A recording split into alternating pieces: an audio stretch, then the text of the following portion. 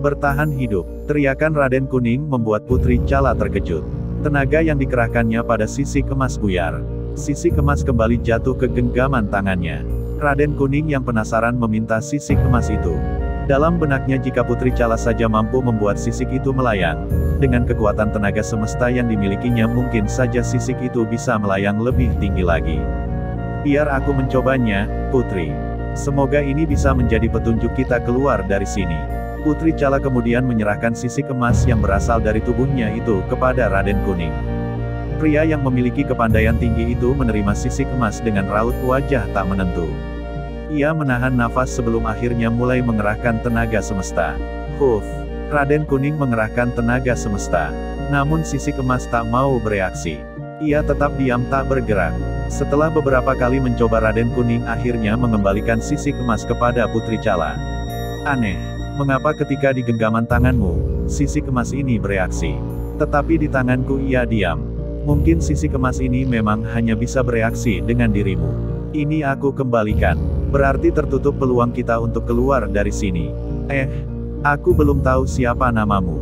Orang-orang memanggilku Bagus Kuning. Tetapi aku sendiri tidak ingat siapa namaku sebenarnya, ujar Raden Kuning murung. Engkau pemuda hebat, pastilah nanti engkau akan ingat kembali semuanya. Sebelumnya engkau berkata bahwa mungkin sisik emas ini bisa jadi jalan keluar kita. Apa sebenarnya rencanamu? Saat melihat sisik itu melayang, aku pikir ia bisa mengantar kita ke atas sana. Tetapi aku salah. Tenaga semestaku tak mampu membuatnya bergerak. Lalu mengapa ketika aku yang memberinya tenaga, sisik ini bisa melayang di atas tanganku? Itulah yang membuatku tak habis pikir. Jika dibandingkan tenaga yang engkau miliki, tidak sebanding dengan tenaga semesta yang aku kuasai.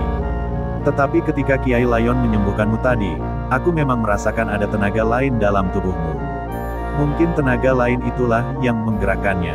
Sudahlah, untuk sementara kita tidak usah membahas dulu tentang bagaimana cara keluar dari telaga ini. Aku lapar, baiknya kita mencari bahan makanan selain jamur yang memabukkan itu. Raden Kuning putus asa. Di liriknya Putri Cala nampak wajahnya bersemu merah ketika Raden Kuning bicara soal jamur yang nyaris membuat mereka berbuat dosa. Mereka kemudian mencari ke segenap penjuru gua. Sepertinya memang tak ada tumbuhan lain yang bisa dijadikan makanan. Setelah memastikan bahwa tidak ada sumber makanan lainnya, Raden Kuning membuka bajunya lalu melolos Kiai Layon dan mencebur ke telaga. Benar sekali dugaannya, di telaga itu terdapat banyak ikan yang bisa dijadikan makanan. Dengan cekatan, Raden Kuning mulai berburu ikan dengan keris terhunus. Sependidih air, ia sudah berhasil menangkap 4 ekor ikan besar. Ini bisa untuk mengganjal perut dan membuat kita bertahan hidup. Semoga saja ikan-ikan ini tidak cepat habis karena setiap hari kita makan. Raden Kuning menyerahkan ikan tangkapannya kepada Putri Cala. Setelah menerima ikan, ia kebingungan karena tidak ada kayu bakar yang bisa dijadikan perapian. Tetapi gadis cantik itu rupanya tidak kehilangan akal. Ia membuat alat-alat masak dari batu yang berserakan di pinggir telaga. Ikan dibersihkan dengan batu pipih runcing yang dipungutnya dari tanah. Lalu batu sekepalan tangan tersebut ditumpuknya di perapian.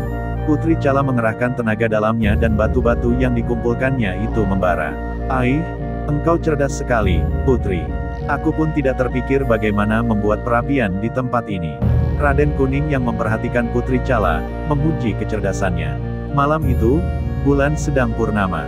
Cahaya terangnya menerobos melalui celah-celah batu di atas gua. Raden Kuning menghitung ini adalah purnama kedua mereka terjebak di dalam gua. Dua anak muda ini masih terus mencari jalan keluar dari telaga.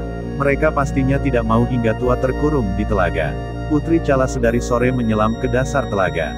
Air telaga yang selalu hangat, menurutnya pasti karena terhubung dengan sumber air panas di tempat lain. Aku menemukan arus air yang masuk ke telaga tadi pagi. Malam ini di dasar telaga aku menemukan arus air keluar dari telaga. Air di telaga ini memang akan bertambah jika pagi hingga sore hari. Di malam hari seperti ini, ketinggian telaga berkurang. Ayo temani aku, Kakang. Putri Cala naik ke permukaan. Ia selalu meyakinkan Raden Kuning jika dasar telaga adalah jalan mereka untuk keluar dari sana. Aku masih berpendapat jika jalan keluar kita ada di atas sana. Jikapun ada jalan masuk dan keluar air di telaga ini, tak mungkin kita bisa bertahan sedemikian lama di dalam air. Pasti kita akan kehabisan nafas. Raden Kuning selalu menolak mencari jalan keluar di dasar telaga. Sudah beberapa hari ini ia menaruh perhatian terhadap biji-bijian yang jatuh di salah satu dinding gua. Setiap hari selalu ada biji-bijian yang baru di tempat itu. Menurut perkiraannya, pastilah biji-bijian itu dibawa oleh binatang, dan jika ada binatang dari luar sana bisa membawa biji-bijian masuk, maka pastilah di sekitar tempat itu terdapat jalan masuk dan jalan keluar. Raden Kuning sengaja merahasiakan temuannya ini dari Putri Chala. Malam ini, Raden Kuning akan mengintai tempat itu dan memperhatikan binatang apakah yang bisa keluar masuk gua di telaga ini. Pandangannya tak lepas dari dinding gua yang telah ia tandai. Ketika Putri Chala mengajaknya menyelam ke dasar telaga, Raden Kuning tidak memperdulikannya. Tatapan matanya terus mengarah ke dinding gua sehingga menarik perhatian Putri Chala. Ada apa gerangan, Kakang? Kuperhatikan engkau sedari tadi menatap tak berkedip ke arah dinding itu. Adakah yang engkau rahasiakan dariku? Aku curiga di sanalah jalan keluar kita. Raden Kuning menunjuk ke arah dinding gua yang sudah ia tandai. Ada apa di sana, Kakang? Tidakkah engkau curiga dengan biji-bijian yang selalu ada di sana setiap pagi? Aku yang telah memeriksa seluruh tempat ini awalnya tidak memperhatikan perihal sampah biji-bijian di sana. Tetapi tadi, aku mulai berpikir jika selalu ada biji-bijian di sana, maka sudah pasti ada binatang yang membawanya.